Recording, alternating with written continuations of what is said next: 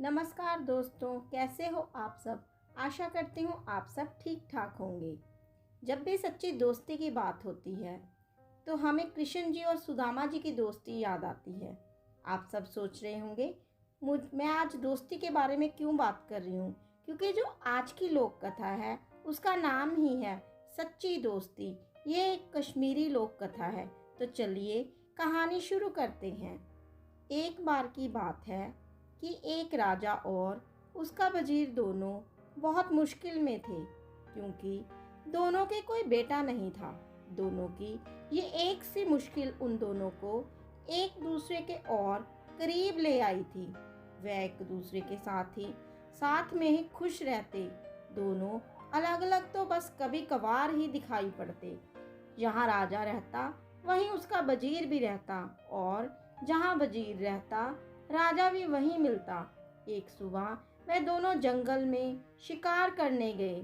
वहां उनको एक साधु मिल गया जो आग के सामने बैठा हुआ था। लगता था कि वह पूजा कर रहा था, क्योंकि उसने आने वालों की तरफ देखा ही नहीं। राजा बोला, चलो चलकर इससे बात करते हैं। हो सकता है कि ये भला आदमी हमारा कुछ काम कर दे। सो दोनों ने उसके सामने लेटकर उसको प्रणाम किया और अपना दुखड़ा रोया। सिर नीचे झुकाए झुकाए ही साधु बोला, तुम दुखी मत हो। तुम लोग दुखी बिल्कुल मत हो। लो ये 2 आम ले जाओ। एक आम तुम अपनी पत्नी को खिला देना और ये दूसरा आम दूसरे की पत्नी को खिला देना। तुम दोनों की पत्नियों के बच्चे हो जाएंगे। साधु को बहुत बहुत धन्यवाद देकर राजा और उसका मंत्री दोनों अपने अपने घर लौट गए और आम अपनी अपनी पत्नियों को खिला दिए। ठीक समय पर दोनों ने एक एक लड़के को जन्म दिया। जब ये दोनों लड़के पैदा हुए तो राजा के घर में और वजीर के घर में ही नहीं बल्कि सारे राज्य में खुशियां मनाई गई।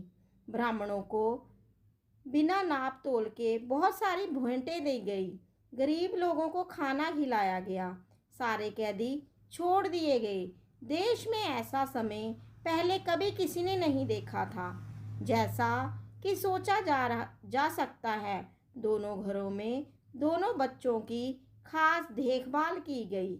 जब वह बहुत छोटे थे तो उनकी देखभाल के लिए कई दाइयाँ रखी गई, और जब वे कुछ बड़े हो गए तब उनको कई टीचर पढ़ाने के लिए रखे गए। उनको सब तरह की शिक्षा दिलवाने के लिए किसी पैसे या कोशिशों में किसी तरह की कोई कमी नहीं बरती गई। इससे वह दोनों शिक्षा और कला दोनों में बहुत अच्छे निकले। अपने पिताओं की तरह वह भी आपस में एक दूसरे से बहुत प्यार करते थे और दोनों अक्सर साथ साथ ही रहते। एक दिन वह दोनों शिकार खेलने के लिए एक साथ जंगल में गए। वहां वह दोनों घंटों तक शिकार की खोज में घूमते रहे। काफी देर बाद राजकुमार बहुत थक गया और उसे प्यास भी लग आई। वे अपने घोड़ों से उतर गए और उन्होंने अपने अपने घोड़े एक पेड़ से बांध दिए। राजकुमार वहीं घोड़ों के पास बैठ गया और वजीर का बेटा पानी की खोज में चल दिया। उसको जल्दी ही एक छोटी सी नदी मिल गई। वह राजकुमार की प्यास को तो भूल गया और उस नदी के स्रोत को ढूंढने चल दिया। वह 1-2 मील ही गया होगा कि उसको उसका स्रोत मिल गया। वहाँ उसने एक बहुत सुंदर परी को एक शेर के सहारे बैठा देखा। उसने ये भी देखा कि वह शेर उस परी से डरा हुआ था। ये दृश्य देखकर तो वह आश्चर्य से चौंक गया और इसे बताने के लिए राजकुमार के पास दौड़ गया। साथ में उसने राजकुमार को पिलाने के लिए थोड़ा सा पानी भी साथ ले लिया। जब वजीर का बेटा राजकुमार के पास पहुंचा तो राजकुमार ने पूछा, अरे इतनी देर तक तुम कहाँ रह गए थे और तुम ऐसे डरे डरे से क्यों दिखाई दे रहे हो? तुम्हें क्या हुआ है? वजीर के बेटे ने जवाब दिया, कुछ नहीं कुछ नहीं। राजकुमार बोला, कुछ तो हुआ है। तुम्हारा चेहरा बता रहा है कि तुम्हारे साथ जरूर ही कुछ हुआ है। तब वजीर के बेटे ने उसे बताया कि उसने एक बहुत सुंदर लड़की को देखा है। वह शेर के सहारे बैठी हुई थी और वह शेर उससे बहुत डरा हुआ लग रहा था। ऐसा था उसकी सुंदरता का जादू। राजकुमार बोला, मैं भी ऐसी लड़की को देखना चाहूँगा, तुम मुझे उसके पास ले चलो। वजीर का बेटा राजी हो गया और दोनों उस लड़की की तरफ चल दिए। वहां जाकर उन्होंने देखा कि शेर तो उस परी की गोद में सिर रखे सो रहा है। वजीर का बेटा बोला, डरो मत, हम उतनी देर में उस लड़की को पकड़ लेते हैं जबकि शेर सोया हुआ है। वह दोनों उस लड़की के और करीब चले गए। वजीर के बेटे ने शेर का सिर उठाया और उसको जमीन पर लेटा दिया, जबकि राजकुमारी ने लड़की को पकड़ा और उसको साथ लेकर वहां से चल दिया। वजीर का बेटा वहीं रह गया। जब शेर जागा तो वहां वजीर के बेटे के अलावा किसी और को ना देखकर बोला, अरे वह परी कहाँ गई? वजीर का बेटा बोला, मेरा दोस्त उसको ले गया है। शेर बोला, तुम्हारा दोस्त? तुम उसको अपना दोस्त कहते हो? जो तुमको मरने के लिए जहाँ छोड़ गया है वह तुम्हारा दोस्त नहीं, वह तो तुम्हारा सबसे बड़ा दुश्मन है। कोई सच्चा दोस्त इस तरीके से अपने दोस्त के साथ नहीं करेगा जैसा उसने तुम्हारे साथ किया है। अब मैं तुम्हें सच्चे दोस्तों की एक कहानी सुनाता हूँ। एक बार की बात है कि तीन दोस्त थे। एक राजकुमार था, एक ब्राह्मण था और एक बढ़ई था। इन तीनों के पास अपनी अपनी खास चतुराई थी। राजकुमार मुश्किल से मुश्किल और पेचीदा से पेचीदा मामलों को बहुत जल्दी सुलझा देता था। ब्राह्मण मरे हुए आदमी को जिंदा कर सकता था और बढ़ई चंदन की लकड़ी का एक ऐसा घर बना सकता था जो उसके मालिक के कहने पर कहीं भी जा सकता था। एक दिन ब्राह्मण और उसके माता पिता में कुछ कहा सुनी हो गई तो उसके माता पिता ने उसे घर से निकाल दिया। इस परेशानी के समय में वह अपने दोनों दोस्तों के पास पहुंचा और जाकर उन्हें सब हाल बताया। उसने उनसे कहा कि वे उसके साथ किसी दूर देश चलें। राजकुमार और बढ़ई दोनों राजी हो गए और तीनों वह देश छोड़कर वहां से कहीं और चल दिए। वह लोग बहुत दूर नहीं गए थे कि राजकुमार किसी वजह से रुक गया, पर बढ़ई और ब्राह्मण आगे चलते रहे। कुछ देर बाद राजकुमार जल्दी जल्दी आगे चला ताकि वह अपने दोस्तों को पकड़ सके, पर बदनसीबी से वह दूसरे रास्ते पर चला गया और उनको ना पा सका। वह इस आशा में चलता रहा कि वह अपने दोस्तों को ढूंढ लेगा, पर जब काफ़ी दूर जाने पर भी वह उसको नहीं मिले तो उसको लगा कि वह इतनी तेज क्यों जा रहे थे कि वह उसको पकड़ ही नहीं पा रहा था। पर इस बीच ब्राह्मण और बढ़ई दोनों बहुत ही धीरे चल रहे थे और सोच रहे थे कि राजकुमार अब तक उनको पकड़ क्यों नहीं पाया। वह लोग तो बहुत धीरे धीरे जा रहे थे। आखिर ये सोचकर उन्होंने उसके आने की आशा छोड़ दी कि शायद उसको घर की याद आ रही होगी तो वह घर वापस चला गया होगा। चलते चलते राजकुमार एक बड़े मैदान में आ निकला जिसके बीच में एक बहुत बड़ी और शानदार बिल्डिंग खड़ी थी। उसने सोचा, जहाँ कौन रहता है? यकीनन कोई ताकतवर आदमी ही रहता होगा, मैं जाकर मालूम करता हूँ।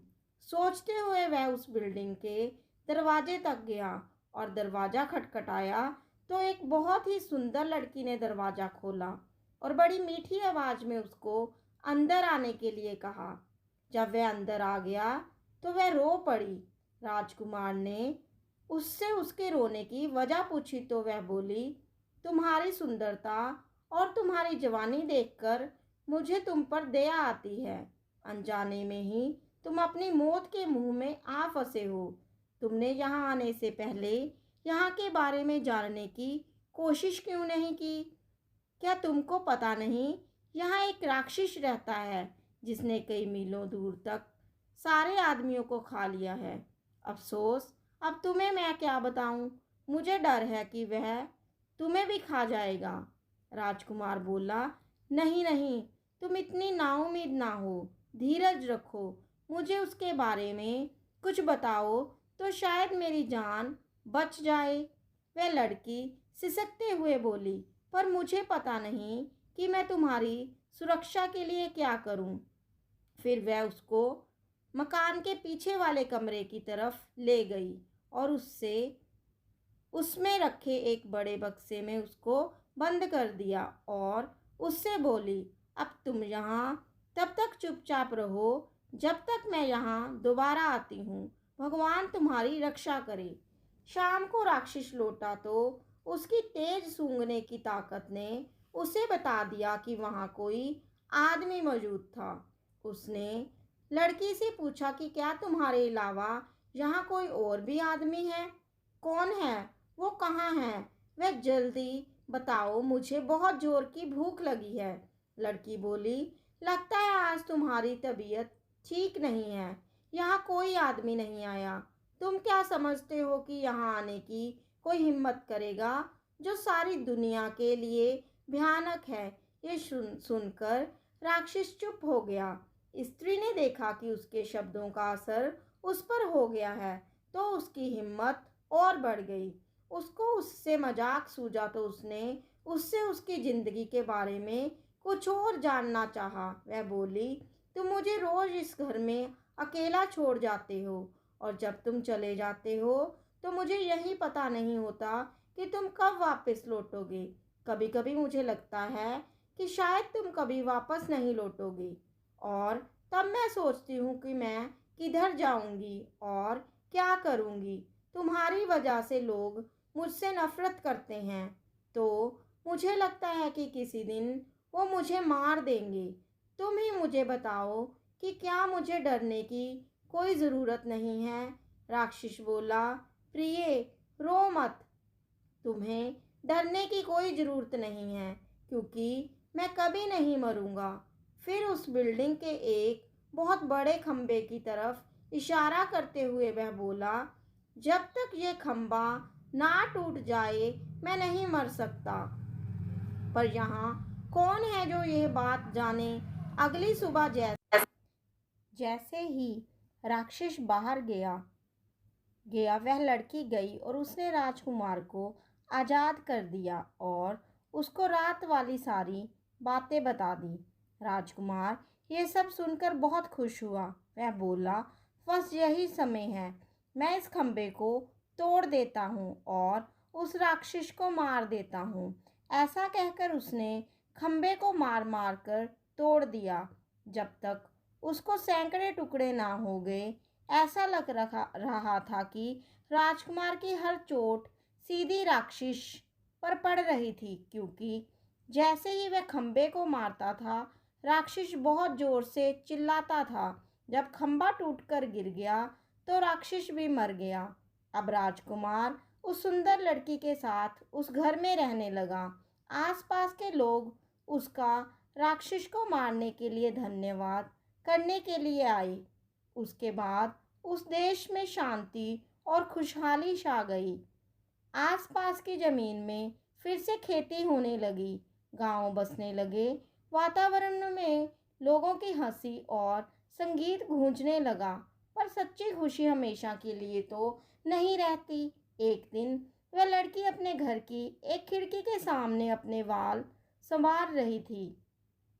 बाल कंघी कर कर उसने कंघी खिड़की की दीवार पर रख दी कि एक कौआ वहां आया और उस कंघी को लेकर उड़ गया। वह उसको बहुत दूर समुंदर के पास लेकर उड़ गया और वहां जाकर उसको पानी में गिरा दिया। वहां उसको एक बड़ी सी मछली ने निगल लिया और इस मछली के को इत्तेफाक से एक मछुआरे ने पकड़ लिया।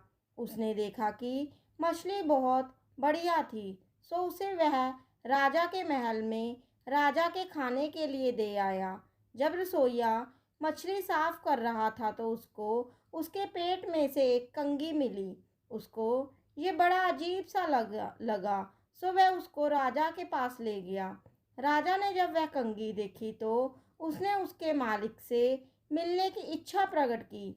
उसने चारों तरफ अपने आदमी भेजे कि वह उस कंघी वाली का पता लगा कर लाई। वह उसको बहुत बड़ा इनाम देने का वादा किया जो उसे उसके पास ले आएगा।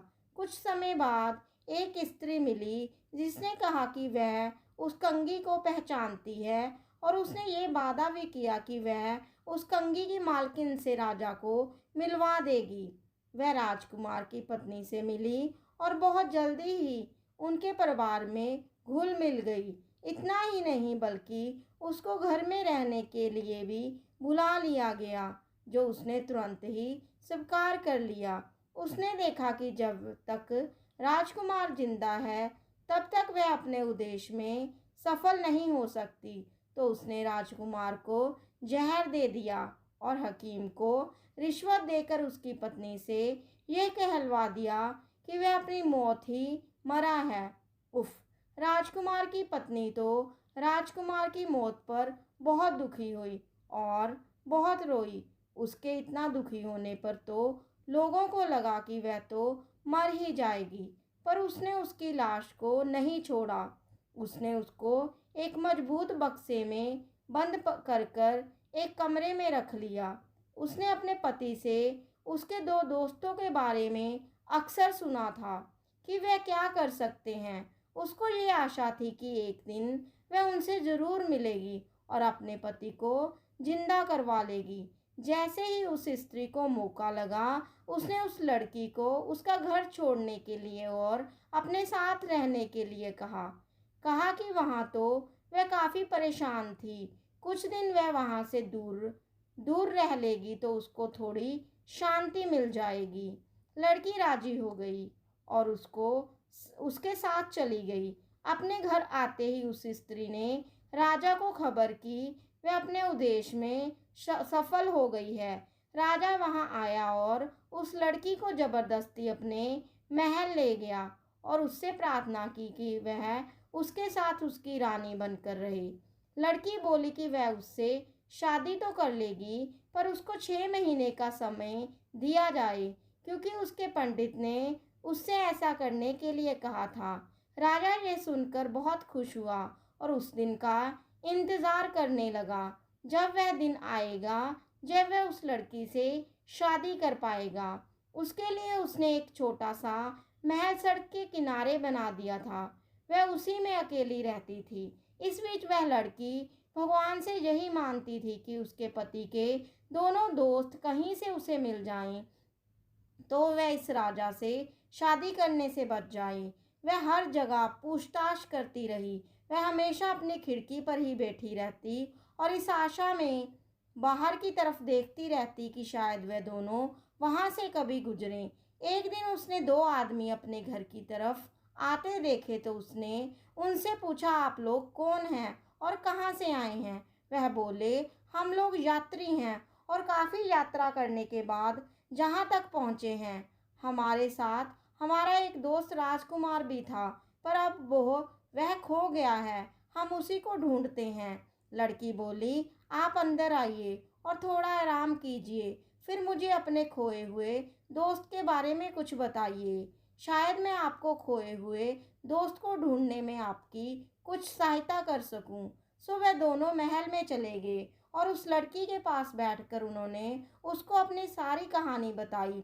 लड़की बोली, भगवान का लाख लाख धन्यवाद है कि आप लोग यहाँ हैं, पर मुझे अफसोस है कि राजकुमार तो मर चुका है। ब्राह्मण बोला, उसकी आप चिंता ना करें, मैं उसको जिंदा कर लूँगा। भगवान का लाख लाख धन्यवाद है कि हम ठीक जगह पर पहुँच गए। भगवान आपकी हर इच्छा पूरी करे। आप हमें राजकुमार का शरीर दिखा दीजिए। लड़की बोली, पर जरा ठहरिए, हमको बड़ी सावधानी से काम लेना है। इस देश के राजा को मुझसे बहुत प्यार हो गया है। मेरी प्रार्थना पर वह शादी के लिए 6 महीने तक मेरा इंतजार करेगा। 6 महीने पूरे होने वाले हैं और 6 महीने पूरे होते ही वह मुझको यहाँ से ले जाएगा। हम लोगों को बहुत ही सावधानी से काम करना है, क्योंकि राजा ने मेरे चारों तरफ बहुत सारा पहरा लगा रखा है। जो कुछ भी यहाँ होता रहता है ये पहरेदार जाकर राजा को सब बताते रहते हैं। मुझे यकीन है कि आपका यहाँ होना भी राजा को पता लग गया होगा। अब देखना ये है कि हम यहाँ से निकलें कैसे। बढ़ई बोला, मैम आप डरिए नहीं। अगर आप मुझे जरा सा चंदन की लकड़ी का टुकड़ा ला कर दे तो मैं उससे एक महल बना दूंगा जो उसके मालिक की इच्छा पर इधर से उधर आ जा सकेगा। लड़की बोली, ठीक है मैं देखती हूँ। इसी समय उस लड़की ने एक दूत राजा के महल की तरफ एक संदेश लेकर भेजा। मैंने आपसे शादी करने का फैसला किया है। हमारी शादी का दिन पास आ रहा है। आप मुझसे खुश रहें। आप मुझे 300 मन चंदन की लकड़ी भिजवा दें। राजा ने तुरंत ही उसकी बात मानकर उसको 300 मन चंदन की लकड़ी भिजवा दी और बढ़ई ने उससे मकान बनाना शुरू कर दिया। जब मकान बनकर तैयार हो गया तो लड़की ने राजा को एक और संदेशा भेजा। ओ भले शानदार राजा, हमारी शादी का दिन अब पास आ रहा है, तो आप मेरी भाभी और ननद को यहाँ तुरंत आने की इजाज़त दें। मैं अपनी शादी के बारे में उनसे कुछ सलाह लेना चाहती हूँ। राजा ने उसकी ये प्रार्थना भी मान ली। जैसे ही वो दोनों स्त्रियाँ उस लड़की के पास चंदन के मकान में पहुंची, वैसे ही बढ़ई ने उस मकान को राक्षस के मकान के पास जाने के लिए कहा। वहाँ उनको राजकुमार मिल जाता है। वह लोग राजा से दूर आराम से रहते।